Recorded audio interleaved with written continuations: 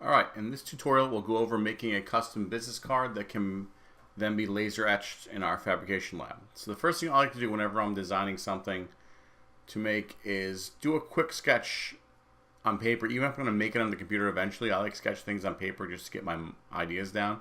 So I made a sketch like this. I'm going to make a business card. I took a couple measurements. I want it to be 3.5 inches wide by 2 inches tall.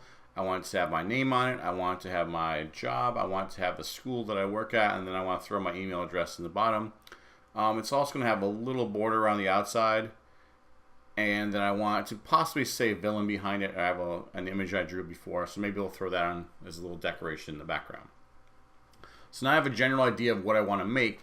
Now I can go into my Inkscape file and start creating things. So I have an Inkscape file open up, a blank file. Usually when it opens up, it just says layer 1. I have a couple other layers just so I put in here already. Don't worry about those. But what I like to do first is set up my layer structure so that using the ideas of what I'm trying to make, and just set it up so I can kind of help organize myself. You don't have to do it this way. I just tend to, that's the way I work. So I'm gonna rename this layer 1 to, I'm gonna call it base for the kind of outline of the business card. I'm gonna then add a layer. I know I want to put some text in there. I'll add a layer called text. I'm going to have that border I mentioned, so I'll make a layer, I'll call it border, call it outline, call it whatever you want.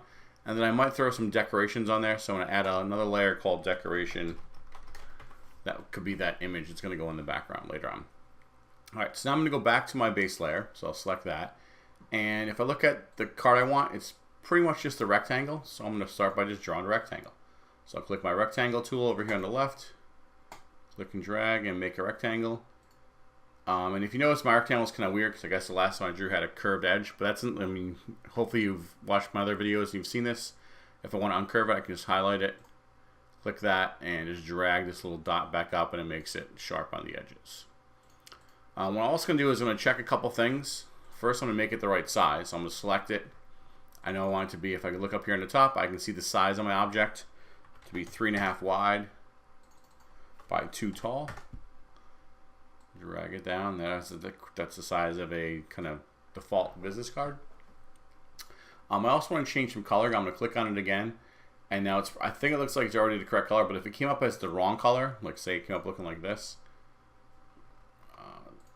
I can go back and I can select it, and if I look down here, I can do two things to change color. I can hit Control Shift F to bring up the fill dialog, and I can change this is the fill of it, the kind of colored in part of it, and I can go to stroke, and this changes the outline of it. So I can also come down here to the bottom, and I can change those by using these preset colors. So I want the fill to be white, so I'm just going to click on white, and I want the outline to be red. So I'm going to hold down Shift and click red, and that changes that. And that just helps me because I know that's going to be, I like making things I'm going to cut, I turn them red. That's just the way I work. And also, I don't know how I did this by clicking randomly. I'm going to turn the alpha back up. That's just the transparency. I want to make sure that's at 100.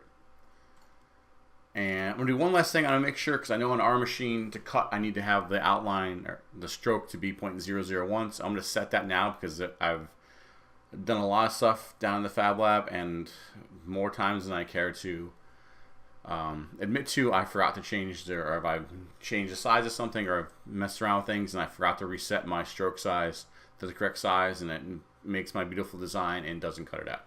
So I'm going to make sure I set the stroke style to 0.001. I know it's a little bit hard to see, but it is there. And now, zoom in a little bit. And there's the outline of my business card. So now I know I also want to put a couple other things on it. I wanted to put some text on it, so I'm going to go back to my layer dialog. I can click it here, or I can hit Control Shift L, it'll pop it up. I'm going to move to text. And now I'm just going to input all my text, and I like putting in my text. I have 1, 2, 3, 4, 5 lines of it. You could type it in all as one big object. I like putting each line as a separate object so I can kind of have a little more control over where they are. But again, it's up to you how you want to design. So I'm just going to click the text dialog or button over here. Now you can set your font right here. If you know what font you want, you can set it right now, or you can just type everything in and kind of play with them and pick the font you want. So I'm just going to type them in first, and I'll go back and mess with them. So I'll click. One's for my name. Click again. This is my job. My school. the high school part of my school, and then my email address. And I have this really crazy fancy font going on right now, which I don't want. So I'm just going to kind of quickly just move these so they're separated a little bit. And I'm going to then click on one, click on the font button over here again, the text button over there again, and now I can see all the fonts up here. And you could just drop this down and search through them and pick one you kind of looks good just by clicking through. You could also click on this and see how there's the kind of cursors right there. Use the up and down arrows and it'll automatically go through and switch the font for you. This is something I do if I'm not sure what font I want. I kind of tend to do this a lot, where you can kind of put it in the part of your object or your part of your creation where you want it to be, and kind of go through all the fonts quickly and see what ones, I don't know why it's moving sideways, but see which ones tend to look good. I happen to know what font I want, so I'm just going to go up here and type it in. I guess I spelt it wrong. Let's try this one more time. Let's see.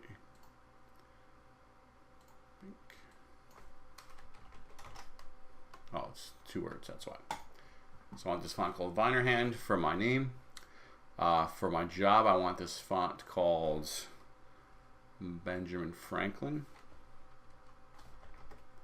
And it should, if you start typing, it should auto find all the ones that are up there.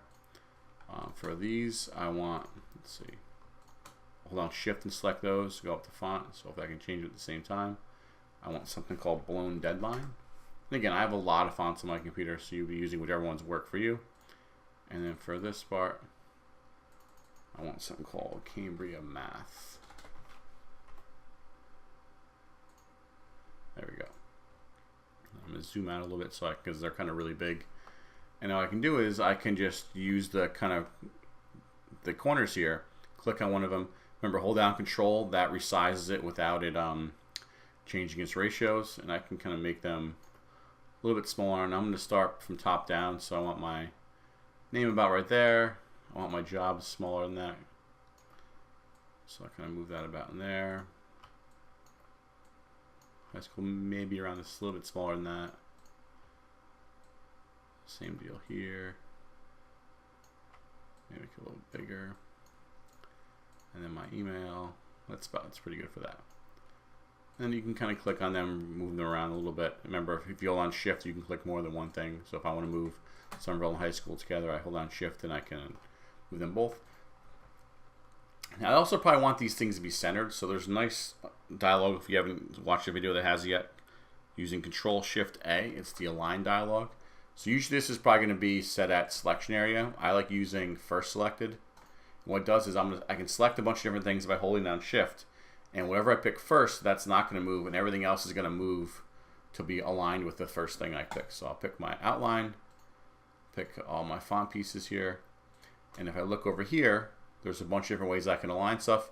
And I'm going to pick the one right here. It has a kind of a vertical line in the center of everything. It centers it on a vertical line that's in the center of the first thing you pick. So I'll click that, and everything jumps, so it's nicely centered. All right, so that's good so far.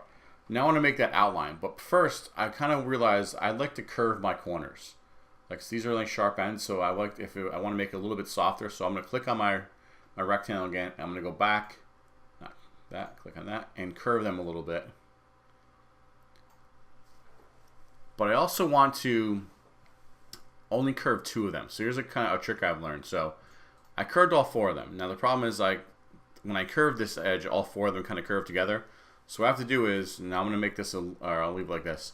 I have to kind of do a little trick, and I have to make this, I have to make a couple other rectangles. I'm going to put them together in a fancy way so that I get only 2 edges curved. So I'll click on my original one, I'm going to right click on it and hit duplicate. And now I actually have 2 rectangles on top of each other.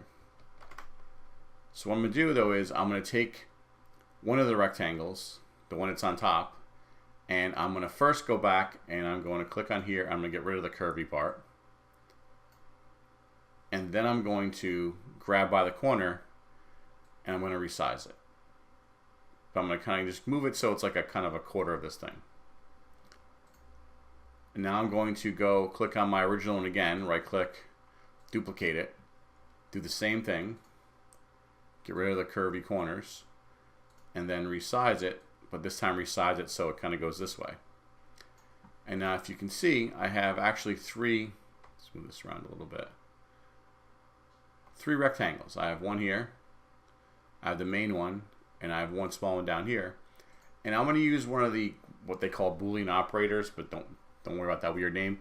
It just means it lets you combine and kind of subtract shapes.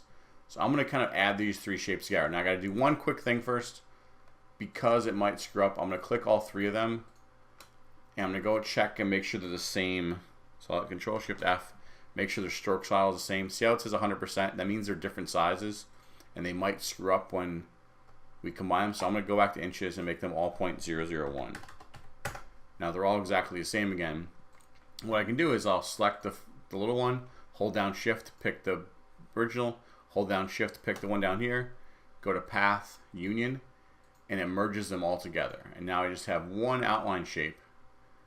I'll make it a little bit thicker so you can see for a second, where only this corner here and this corner here are curved and the rest of them are square.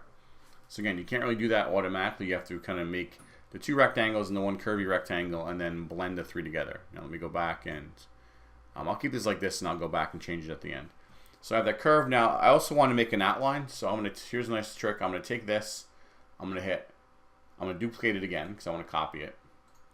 Then I'm going to go to Path, Dynamic Offset, and you notice there's a little kind of square turns up there, and I can grab that and I can actually kind of shrink and just slide my kind of edge there in towards the middle. Or I can actually go the other way too if I wanted to. But I want to go in towards the middle and kind of make this little outline. So I'll put it like that. I'm kind of happy with that. I'm going to go back now though and make it a little bit thicker. So I'll make it 0.05. So I have this thicker outline that goes around it.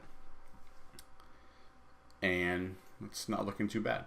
And I'm actually going to change the color of this because remember, the outside here I want to cut it. That's going to be the border of my business card. This part I want to stay just etched. So I'm going to go and hold down Shift and make that black again. Alright, now the last thing I said I wanted to do was maybe throw an image in the background. So let's get rid of these. So I have an image that I drew somewhere. Here it says villain. So all I'm going to do is I went and found it on my computer. I dragged it in here, and it's going to say import. Sure. I hit OK.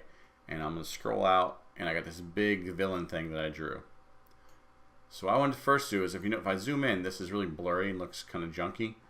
So I want to make this into a piece of vector art that's going to be a lot cleaner. So all I have to do is go to Path, Trace Bitmap, and this is all black. So I can just use the basic settings for using brightness cutoff.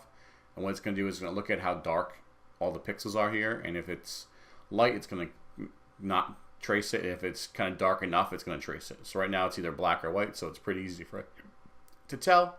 That's a preview of my image. If I turn it on live, that's what it should look like. I'll hit OK. And it looks like nothing happened, but if I go over here and I click and drag, there's actually two villains. And if I zoom in really close, let's move in so I can show you. Here's the original one, it's all blurry, and here's the one I just traced. It has this really nice clean edge. So I'm going to delete the original one. This is also really big, so I'm going to bring it down here. I'm going to shrink it so it kind of fits to where I want. Oops, not that. Maybe make it a little bit smaller. Zoom back in. I'll bring up my Control-Shift-L to bring up my layer dialog. And I'm going to now kind of organize these. I'm going to move this. I clicked on the villain thing. I'm going to right-click and hit Move to Layer and move it to the decoration layer, just so I can keep them separate. Now I've noticed I can turn it on, turn it off. I'm also going to move this decoration layer to the bottom, because I want it to be below everything else. Actually, not that low, above the base, but below the text. To there. I also might want to center it, so I'll click on that, click on the decoration, Control-Shift-A, and I'll center it right in the middle of this whole business card. And now I notice it's kind of the same color as everything else, so it's really hard to see. So what I can do is I'm going to go back to this, and since I traced it, this is now a shape. It's no longer just a bitmap thing, and I can actually change its color. So I don't need this anymore. Let's go to the color dialog. I don't want a stroke, but I do want it to be really light, so I'll change the K down to about 10. And I have this little kind of faded villain logo in the background. Now let me zoom out. So I'm looking pretty good. And what's also nice by putting things in layers I can lock them. So I want that to be locked. I want the base to be locked. Let's see that I moved. What is this? So actually, just realized I didn't put my outline on the outline layer. So I'll right click on that. I'll move it to my border layer. Let's see, I want to move that. That's on top of my text. I want it to be below my text and below my decoration. There we go. So now it's looking pretty good, and I'm going to lock those just so I don't click on them by mistake. And I'm just going to move some of this text a little bit. Move it down. Move this down a little bit. Move my name down a little bit. Just so it looks slightly bit better. And I'm pretty happy. Now I'm going to do one more check because remember my outline, I made it too big. So I'll click on my unlock the base. Click on that. Control Shift F to bring the fill dialog up and make sure the stroke is 0.001 inches so it'll cut. And I think my design's complete.